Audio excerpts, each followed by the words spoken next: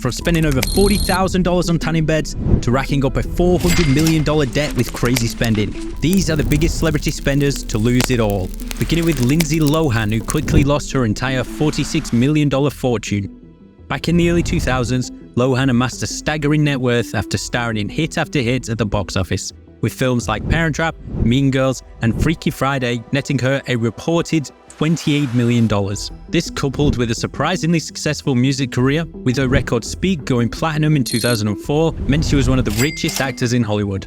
But despite her success, she fell into the trap we see many young stars fall into, joining the high tabloid drug and party lifestyle. At her peak, it was reported she had amassed a $50,000 debt due to a $5,000 per week coke habit. On top of this, her lavish spending had snowballed out of control. You see, although her salary had dropped dramatically to just $6,000 per film, she was spending over $8,000 per month just to maintain her mansion, and owed countless confusing debts, with a $40,000 tanning salon bill, $100,000 limo service bill, and $144,000 on a storage locker. On top of this, she had debts over $150,000 for rehab stays and $230,000 in back taxes. It's no surprise she now has a net worth of under $2 million, but that's nothing compared to Willie Nelson. One of the world's biggest country music stars rose to fame in the 70s with the critical success of his album, Shotgun Willie. This, combined with the critical and commercial success of Red-Headed Stranger and Stardust, made Nelson one of the most recognized artists in country music. But behind closed doors, things weren't always what they seemed.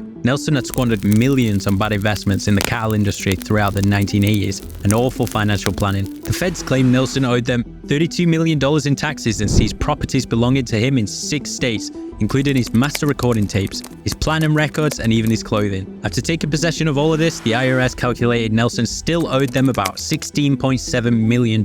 That's when Willie Nelson released an album called The IRS Tapes, Who'll Buy My Memoirs, which he used royalties from to pay back his debts, and has now turned it around with a reported net worth of over $25 million. But the same can't be said for Gary Colemen. Gary Colemen was one of the richest actors in Hollywood during his tenure in Different Strokes, making over $100,000 an episode, which is roughly $365,000 adjusted for inflation. But he saw very little of the final total. Colemen had a trust fund set up by his parents for his earnings that had reached a staggering value of $18 million. But when Colemen wanted to access the money at the age of 17, he discovered it only had $220,000 left after his parents had stolen all of his money to spend on the family's lavish lifestyle. This led him to sue his parents, and after a lengthy court case, Colemen settled for a measly $1.3 million, a fraction of the $18 million earned. Even with over $1 million injected, his net worth had dwindled down to $75,000 at the time of his death. But while the blame isn't on Colemen himself as to why he lost it all, the same can't be said for Kim Basinger, who lost a staggering $20 million. In 1989, Basinger embarked on a venture that would cost her nearly her entire fortune. Eager to create a tourist attraction, she purchased an entire town in Georgia. The ambitious project aimed to turn the town into a bustling tourist destination. Basinger's $20 million loss was a result of the complexities involved in transforming the town into a viable attraction. The expenses associated with the project, coupled with the potential revenue shortfalls, left her in financial distress. Despite her noticeable success as an actress, this business endeavor turned into a costly misadventure. The aftermath of this financial setback had a lasting impact on Basinger's career and financial standing, showing the risks and challenges that can accompany ventures outside the realm of entertainment. While her Hollywood career continued, the shadow of this significant financial loss remained a defining chapter in Kim Basinger's financial narrative.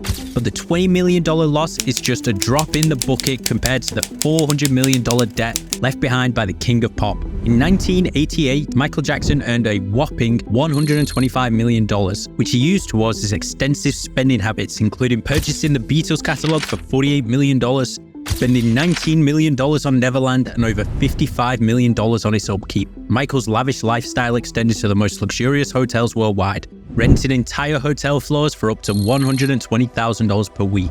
Between 1998 and 2000, Michael borrowed $200 million from Bank of America, using his Beatles catalog as collateral, and borrowing $25 million at high interest for just his living expenses, with interest totaling $67 million.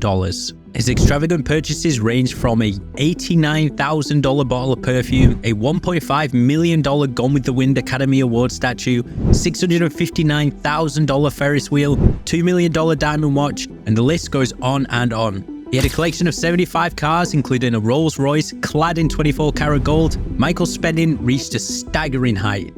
Court documents from 1999 revealed his basic cost of living at Neverland averaged an astonishing $2.3 million a month. This wasn't including any other residences, dependents, and non-essential personal expenses. Notably, he once paid Disneyland Paris $2 million per day for exclusive use. This extravagant lifestyle, coupled with multi-million-dollar lawsuits and scandals later in his life, shows why Michael Jackson is the biggest celebrity spender on this list.